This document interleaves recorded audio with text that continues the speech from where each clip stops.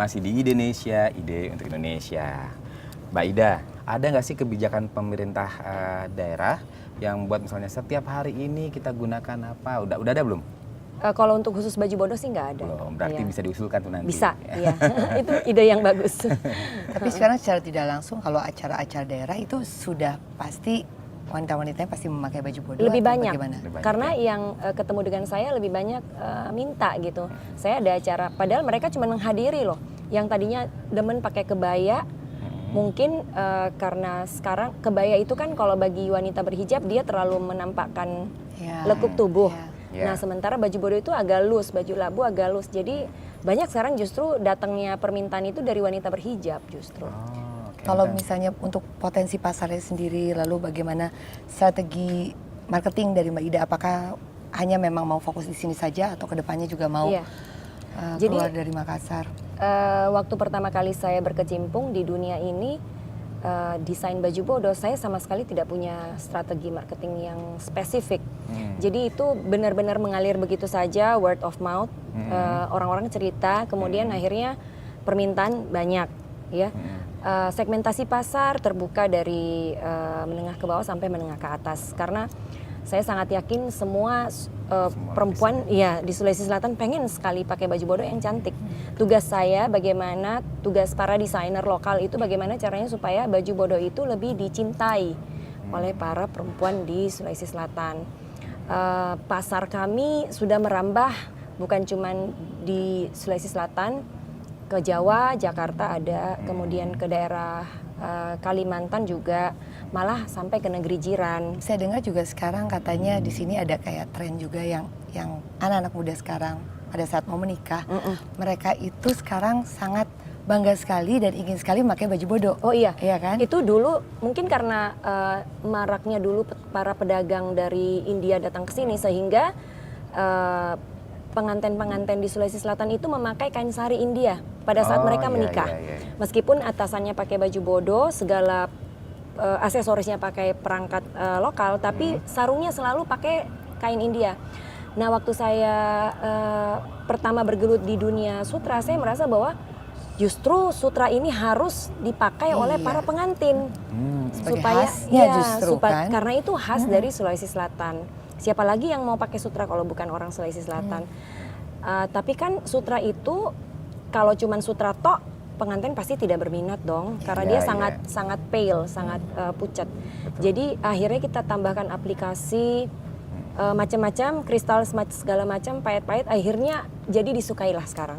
Sekarang jadi marak ya. Iya. Dan terakhir siapa aja tuh yang tokoh-tokoh daerah yang menggunakan baju bodoh untuk pernikahan misalnya? Kemarin sempat anaknya Pak Yusuf Kala, kemudian waktu di Jakarta kan waktu ya, di Jakarta, ada pakaian yang didatangkan langsung dari sini saya dengar. Kemudian kita buat souvenir juga untuk Ibu Perdana Menteri Malaysia, Perdana Menteri Korea, kemudian Ibu Negara, Ibu Ani Yudhoyono, Ibu Budiono juga.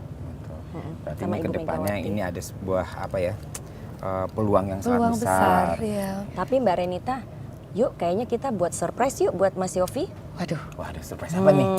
Ada deh. Nanti ya.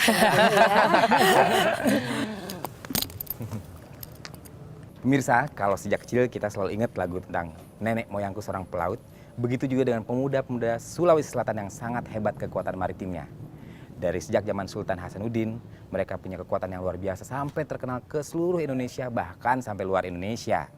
Nah, bagaimana kekuatan maritim mereka dan bagaimana mereka membuat sebuah kapal yang besar, yang luar biasa, kita saksikan tayangan yang juga sangat menarik dan sangat luar biasa setelah berikut ini.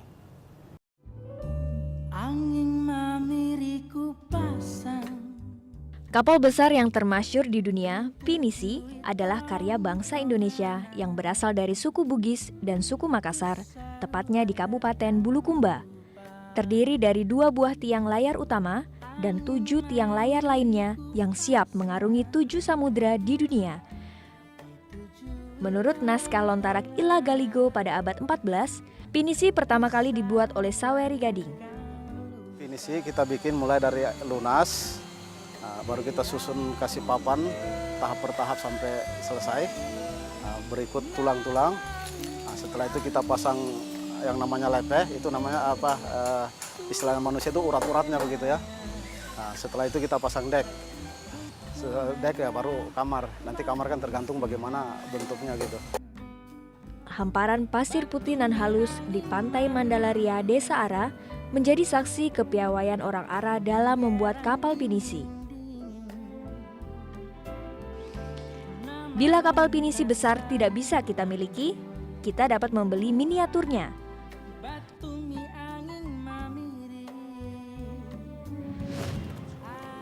Masih sabar menunggu Mas Yofi? Sabar. Nah, kita lihat nih ya kejutannya Ayo, ya. ayo. Mana nih kejutannya?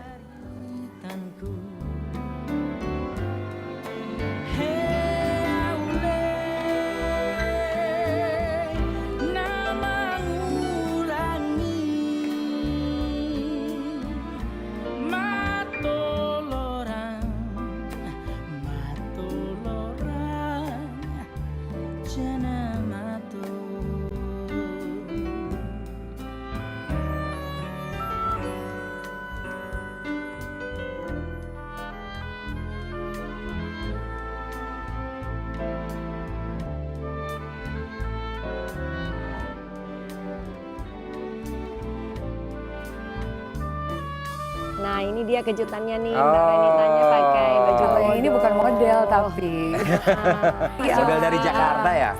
Jauh-jauh import langsung dari didatangkan. Jakarta ini. Bagus loh. Mbak Iya, ini Renita pertama bajunya. kali loh saya Iya, pakai baju gimana? bodo. Comfortable nggak? Nyaman. Nyaman ya? Dan tadi pakainya juga nggak susah, nggak ribet ya. Berarti Mbak Renita kalau acara-acara di Jakarta harus dibuatin pakai baju Iya, bodo emang ya? wajib. Bagus. Iya, selain Berarti ini kebaya. Mbak Renita harus kita tampilkan juga ya di JIK. Iya, karena memang kan tujuannya dari Indonesia untuk Indonesia kayak ini, kita ada keliling ke beberapa daerah untuk melihat potensi daerah, dan salah satunya nanti kita akan menampilkan baju bodo karyanya Mbak Ida Nur ini. Terima kasih sekali. Makasih Mbak Ida. Iya, makasih Mas Yofi, Ya, Mbak makasih Renita ya, Mbak Ida ya. Ditunggu lagi di Makassar ya. Pasti. Dan kita ketemu di Jakarta, jangan lupa Oke. di Galeri Indonesia Kaya. Ya, Ya. terima kasih.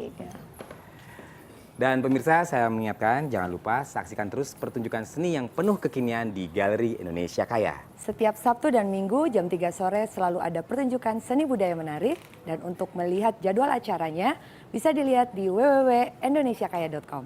Gratis. Ya, gratis. Dan tapi kapasitasnya terbatas ya. Jadi Harus cepet-cepetan. Harus cepet-cepetan, betul.